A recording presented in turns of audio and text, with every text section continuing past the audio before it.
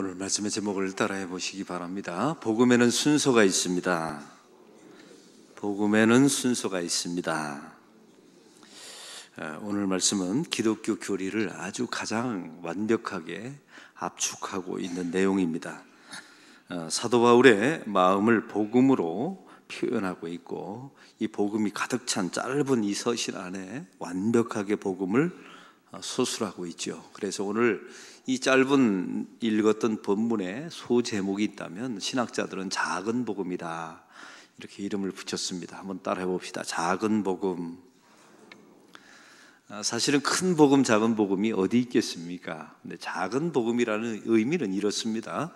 짧은 문장이지만 복음을 완벽하게 담아냈다라는 의미일 것입니다. 저도 여러분도 마찬가지입니다. 오늘 하루를 살아가면서 하나님이 이 복음을 완벽하게 담아내는 우리 안에 그릇이 되게 해달라고 기도하십시오. 그리고 그 복음을 완벽하게 살아낼 수 있는 오늘 하루가 되게 해달라고 기도하시기 바랍니다. 사실 우리의 모든 문제는 돈의 문제, 세상의 문제, 여러분의 개인의 문제, 또 세상과의 어떤 관계의 문제에서부터 시작되는 게 아닙니다. 오늘 본문에 나와 있는 이 작은 복음 안에 이 순서를 지켜내면 여러분이 매일 맞닥뜨리는 그 세상의 문제를 좀 쉽게 거뜬하게 이겨나갈 수 있습니다. 왜냐하면 여기는 이유가 있습니다. 우리를 지으신 분은 하나님이십니다. 우리의 뿌리가 하나님이시고 우리의 원판이 하나님이십니다. 그러므로 우리의 문제를 발견하려면 원판과의 관계에서 어디가 틀어졌는가를 바라보면 이 문제를 해결할 수 있단 말이죠. 여러분, 세상의 모든 문제도 마찬가지입니다. 창세기에서 우리에게 계시된 그 하나님의 신의 상이 왜곡됐기 때문에 우리의 모든 문제가 일어난 건 아닐까요? 하나님께서 세상을 질서 있게, 세상을 혼돈에서 질서로 창조하셨는데 그것이 인간의 죄로 인하여 이게 뒤범벅이 되어서 문제가 발생된 것은 아닙니까? 이런 관점으로 우리의 문제가 있을 때마다 그 문제에 너무 집중하지 마시고 다시 원형이신, 다시 작은 복음의 원형이신 이 순서대로 다시 돌아가시면 우리의 문제가 진단이 되고 회복이 될 줄로 믿습니다. 그럼 오늘 본문의 짧은 내용이지만 특별히 세 가지 단어를 주의 깊게 보셔야 합니다. 오늘 9절의 말씀은 이렇게 시작합니다. 하나님이 우리를 구원하사. 주어가 누구입니까? 하나님이죠. 11절의 말씀을 보겠습니다. 내가 이 복음을 위하여. 주어가 누구입니까? 나입니다. 그리고 오늘 성경 13절을 읽겠습니다. 너는 그리스도 예수 안에 있는 믿음과 사랑으로서. 주어가 너입니다. 여러분, 이 짧은 복음, 작은 복음 안에 이 주어가 세 가지가 달라요. 하나님이, 내가, 너는, 이렇게 이제 대상이 바뀌어지게 됩니다. 이게 복음의 순서입니다. 그럼 오늘 말씀에 보면 제일 중요한 것은 하나님이 누구시냐, 하나님은 어떤 분이시냐, 하나님이 우리를 어떻게 구원하셨느냐, 그리고 너는 누구냐, 그리고 너와 세상 사람들의 관계 속에서 우리와 세상은 도대체 누구냐, 이렇게 복음이 진행된다는 사실입니다. 이것이 복음의 순서입니다. 여러분이 혹시 나와 다른 사람과의 관계가 틀어지고 문제가 생겼거들랑 여기서 해결점을 찾으시면 안 되고, 여러분과 하나님과의 이 원초적 관계에서 틀어졌다는 사실을 잊지 마세요. 얼마 전에 한 교인이 저한테 이런 말을 했습니다. 자식을 실컷 키워놨더니 다 쓸데없다고. 왜냐하면 여자친구 생겼더니 엄마가 두 번째가 뭐예요? 세 번째, 네 번째로 밀리더라 합니다. 자기 여자친구를 위해서는 장미 뱃송이를 사가지고 갖다 바치는데 자기를 위해서는 아무것도 안 갖다 주고 어떻게 이럴 수 있냐고. 목사님, 자식 새끼 키워놔봤자 아무것도 소용없다고 이런 말을 하더라고요. 그러면 여러분, 이런 문제를 그 며느리 될 사람과 아니면 아들과 나와의 문제입니까? 여러분, 그렇게 생각하세요? 아니요. 제가 이번 주일날 설교를 하겠지만 잘 키워낸 거예요. 그 아들이 이상한 겁니까? 정상입니까? 지극히 정상이에요. 그러니까 장가를 가는 거죠. 만약 엄마가 날마다 1등이고 자기 애인이 2번이면 장가나 갈 수 있겠어요? 이게 지극히 정상인데 엄마는 자기가 무조건 아들한테 몇 번이 됐으면 좋겠다는 거예요. 1번. 잘못된 거죠, 이게. 어떻게 엄마가 1번이에요? 하나님이 1번이고 자식이 크면 아내가 2번이어야죠. 엄마는 3번이고. 여러분, 어머니 입장에서는 그렇게 생각해야 돼요. 왜냐하면 그게 이제 성인이 되면 가정을 이루라 하고 가정 속에서 부부와의 관계가 첫 번째, 인간과 인간 사이의 관계가 첫 번째 하나님이 말씀하신 관계이지 않습니까? 여기서 다시 표현합니다. 자식과 나와의 문제가 아니라 내가 하나님과의 관계에서 무엇이 우선순위인가가 틀어진 겁니다. 여러분 항상 이걸 생각하시기 바랍니다. 그래서 오늘 말씀의 복음의 순서는 9절에 이렇게 시작합니다. 우리 9절의 말씀을 다 같이 읽겠습니다. 하나님이 우리를 구원하사 거룩하신 소명으로 부르심은 우리의 행위대로 하심이 아니요 오직 자기의 뜻과 영원전부터 그리스도 예수 안에서 우리에게 주신 은혜대로 하심이라. 오늘 성경은 이렇게 말합니다. 구원의 주체가 하나님이십니다. 구원의 주도성이 하나님에게 있다는 말이죠. 쉽게 표현해 보면 나를 구원해 주십시오 해서 구원받은 게 아니에요. 나를 예수님의 제자로 삼아 주십시오 해서 제자가 된 게 아니라는 말입니다. 예수님이 찾아오셔서 우리를 부르셨어요. 예수님이 주도권을 가지고 우리를 구원해 내신 겁니다. 여러분, 이것이 가장 중요한 순서예요. 여러분, 이게 자리 잡힌 사람은 자기 삶 속에 일어난 모든 것을 다 은혜로 받아들입니다. 근데 여러분, 교회 안에서 구원받았다라고 말하는 사람도 이런 사람이 있어요. 자꾸만 그 구원에다가 자기 공로를 끼워 넣어요. 예를 들면 내가 그래도 새벽기도 열심히 했으니까 하나님이 들어주신 거야. 내가 새벽기도 열심히 했으니까 자녀가 잘 되는 거지. 내가 새벽기도 열심히 했으니까 하나님이 구원해 주신 거야. 여러분, 이렇게 전적인 하나님의 주권 속에, 주도권 속에서 이루어진 구원에 자기 행위를 끼워 넣는 순간에 무슨 일이 벌어지는 줄 아십니까? 그 순간부터 그건 은혜가 안 되는 겁니다. 그건 은혜가 아니라 공로가 되는 거예요. 여러분, 교회 사역도 마찬가지입니다. 제가 항상 말씀드리죠. 여러분을 우리가 교회가 어쩔 수 없어서 이 대형 교회나 직분자를 뽑을 때 교인들에게 이제 투표를 받습니다. 그래서 나를 뽑아달라고, 나는 준비됐다고 하면서 자기를 어필하죠. 그래서 뽑힌 사람은 한 가지 약점이 있어요. 내가 열심히 어필했기 때문에, 내가 교회 열심히 일했기 때문에 교인들이 그걸 알아봐주고 나를 뽑았다고 생각합니다. 그 순간에 그 직분은 은혜가 아니라 공로가 되는 겁니다. 이 사람들이 2000년 전으로 말하면 이런 사람들이 예수님을 십자가에 살해해버린 거예요. 여러분, 이걸 잊지 마세요. 그래서 제도는 어쩔 수 없어서 이런 방식으로 하지만 하나님이 나를 찾아오셔서 나같이 부족하고 연약하고 허물 많은 사람을 저는 하나님 잘 압니다. 저는 저를 잘 압니다. 근데 하나님이 찾아오셔서 이 사람들의 손길을 통해서 하나님이 나를 선택해 주셨습니다. 이게 교회 사역의 기본기입니다. 이게 첫 번째 복음의 순서예요. 이 순서가 틀어진 사람은 그 다음부터 엉망이 되는 겁니다. 여러분, 잊지 마세요. 일을 잘하고 못하고는 중요한 게 아니에요. 여러분이 어느 직분을 가지고 하나도 중요하지 않아요. 하나님의 입장에서. 이런 시각으로 나의 직분을 바라보느냐. 여러분, 가정도 마찬가지입니다. 내가 재수 없어서 그때 잘못 선택해서 저 가정 속에 내가 어떻게 팔려가서, 아니면 내가 저 가정 속에 어쩔 수 없이 가서 내가 이런 일이 벌어졌다. 거기서부터 비극이 시작되는 거예요. 하나님께서, 항상 주어가 하나님이에요. 하나님께서 하나님의 뜻 가운데 하나님의 섭리로 나를 보내셔서 저 가정과 저 사역을 나에게 맡기셨다. 주어가 항상 하나님이셔야 돼요. 구원조차도 말이죠. 여러분, 여기에서 바로 하나님과의 관계가 온전하게 설정되는 것입니다.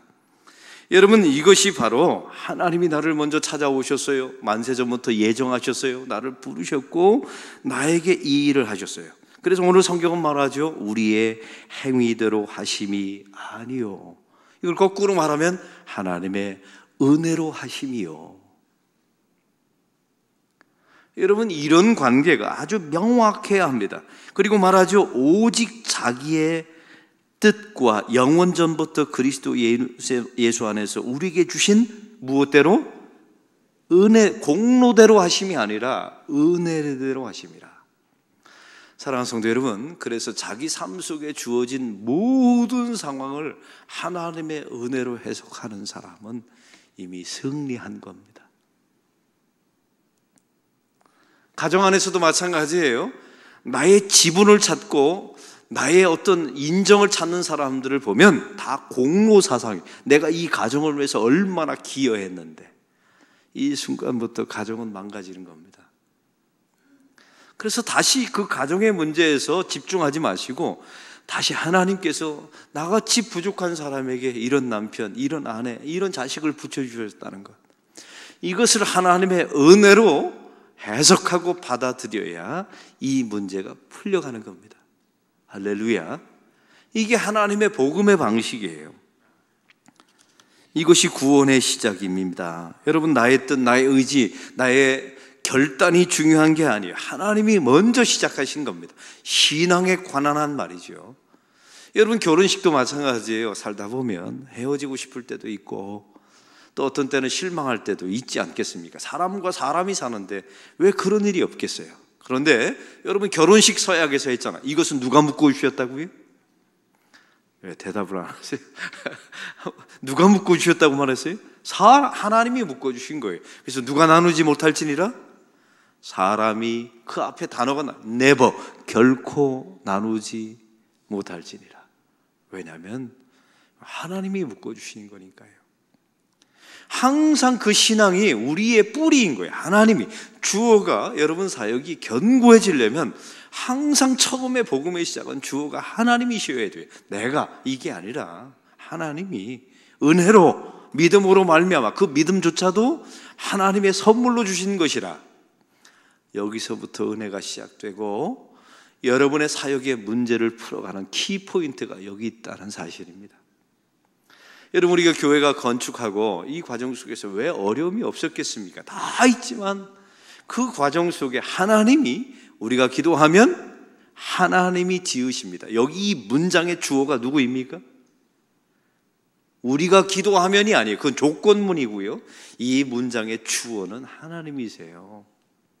항상 그래서 우리가 문제를 풀어갈 때마다 혹시 주어가 내가 아닌가, 여러분의 환경에, 그 환경이 여러분의 삶의 주어가 아닌가를 확인해 보시기 바랍니다. 바로 이런 과정 속에서 10절에 하나님의 경륜이 나타나고 그제서야 하나님의 구원의 뜻이 이루어지고 영원하신 뜻이 나타나게 됩니다.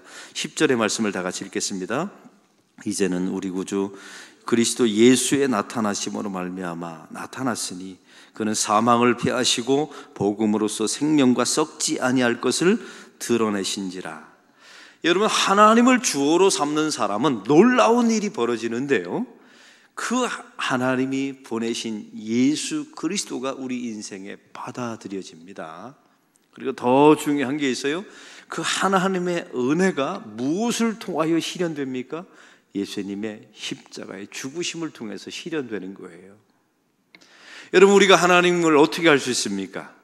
성경에 계시된 이 사람의 완벽한 모습으로 나타난 예수님을 통하여 하나님을 알아갈 수 있죠.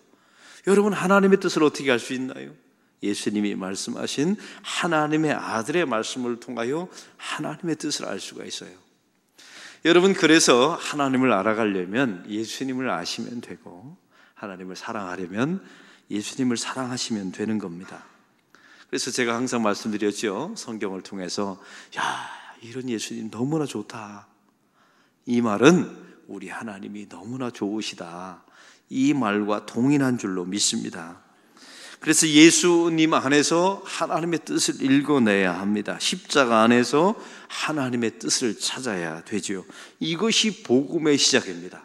이걸 가지고 있는 사람은 항상 주어가 하나님이에요. 이제 묻습니다. 여러분의 가정의 주어는 누구이십니까?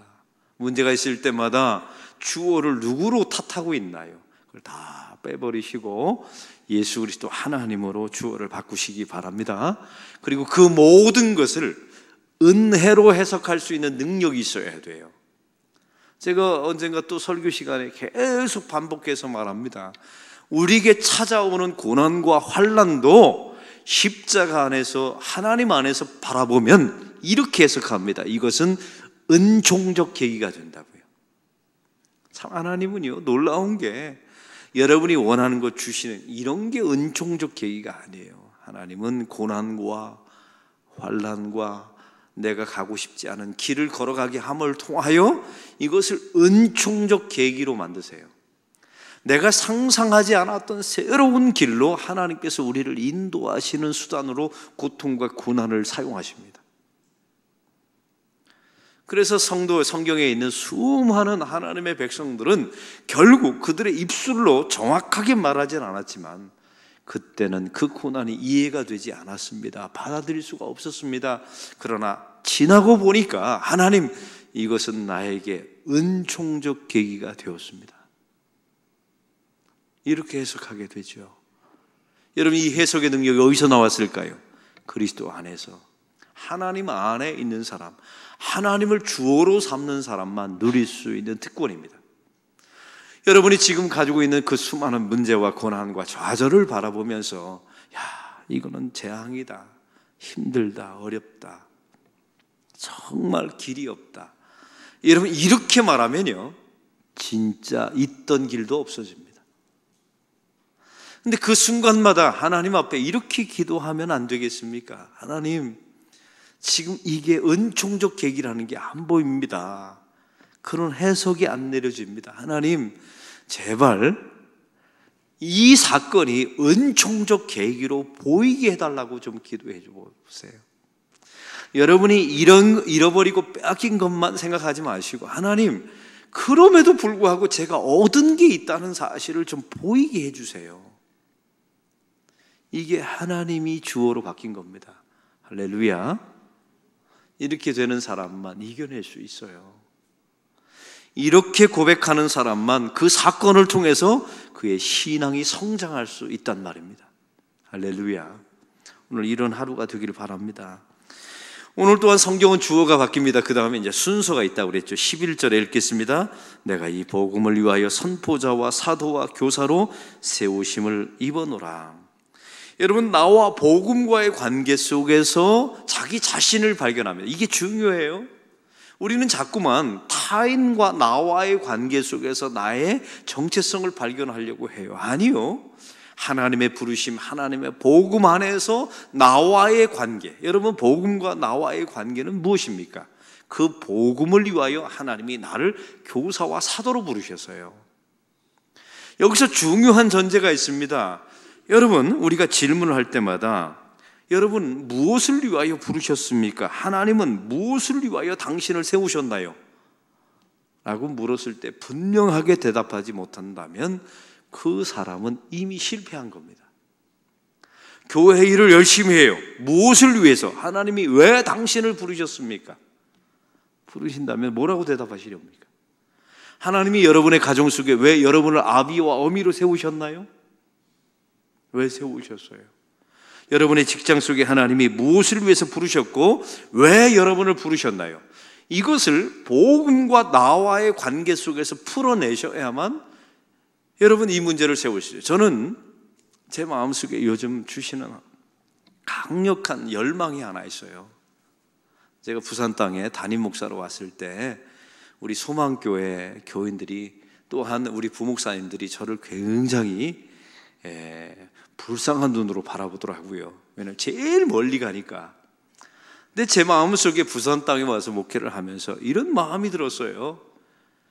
지금은 이 부산 땅이 영적인 변방이지만 그리스도가 함께 하신다면 또 중요한 게 있어요. 진짜 복음적인 목회를 하고 건강한 교회를 만들면 이곳이 중심으로 바뀌리라. 이런 마음과 소망을 주셨어요. 오기를 주셨어요. 근데 놀라운 사실은 요즘 점점 더 제 마음속에 그 거룩한 근성이 생겼어요. 다시 표현합니다. 복음을 전하고, 아주 원색적인 복음을 전하고 그 복음에 따라 교회가 건강해지면, 지금은 변방 같은 이곳이지만 이곳이 그리스도로 인하여 중심으로, 그 누구도 기피했던 예루살렘 성이 이스라엘 백성들이 들어가 살고 제사장이 들어가 살고 하나님과 더불어 살게 될 때 그곳이 중심이 되었듯이 우리 교회 안에, 여러분의 가정 안에 이런 놀라운 역사가 일어나게 될 줄로 믿습니다. 여기서 키포인트는 복음과 나와의 관계 속에서 자기 자신을 설정하셔야 돼요. 나는 왜 부르셨는가? 무엇을 위해서 부르셨는가? 사도 바울은 분명하게 말합니다. 복음을 위하여 교사로 부르신, 복음을 위하여 선포자로 부르신. 이것이 분명해야 여러분의 가정의 문제가 해결됩니다. 여러분 가정 속에서도 마찬가지예요. 하나님, 이 복음이 우리 가정 안에 실현되기를 소망합니다. 저를 통하여. 교회 안에도 마찬가지예요. 하나님, 이 복음이, 예수 그리스도의 복음이 저를 통하여, 이 직분자인 저를 통하여 교회 안에 이루어지기를 원합니다. 이렇게 좋은 사역자가 나오게 되는 겁니다. 또한 오늘 성경은 마지막으로 이제 13절에 말합니다. 다 같이 읽겠습니다. 너는 그리스도 예수 안에 있는 믿음과 사랑으로서 내게 들은 바 바른 말을 본받아 지키고, 또 타인과의 관계, 디모데에게 사도 바울이 또한 말하고 있죠. 이 순서를 지켜내셔야 합니다. 하나님이 나는, 그리고 너는, 여러분 나를 본받으라, 그리스도 안에서 본받으라 라고 디모데에게 또한 말씀의 관계를 설명하고 있습니다. 사랑하는 성도 여러분, 우리의 삶 속에 일어난 모든 문제가 있을 때마다 그 문제를 풀어가는 방식이 있답니다. 뿌리를 찾아가셔야 돼요. 사람과의 관계에서 문제가 있거들랑 세상 사람들은 술 한잔 먹고 풀면 풀린다면서요. 예수 믿는 사람들은 다시 하나님과 나와의 관계 속에서 돌아가셔야 합니다. 하나님은 어떤 분이신가? 하나님은 나에게 어떤 분이셨는가? 은혜로 말미암아 믿음 가운데 하나님이 주신 믿음으로 나를 일방적으로 선택하시고 구원하셨다는 그 은혜의 복음을 날마다 잊지 마세요. 그래서 은혜가 있는 사람은 문제가 풀립니다. 그리고 어려운 문제도 쉽게 넘어가요. 그리고 나에게 찾아오는 수많은 문제를 좋게 해석하는 능력이 있어요. 여러분, 이런 능력이 여러분 안에 있기를 바랍니다.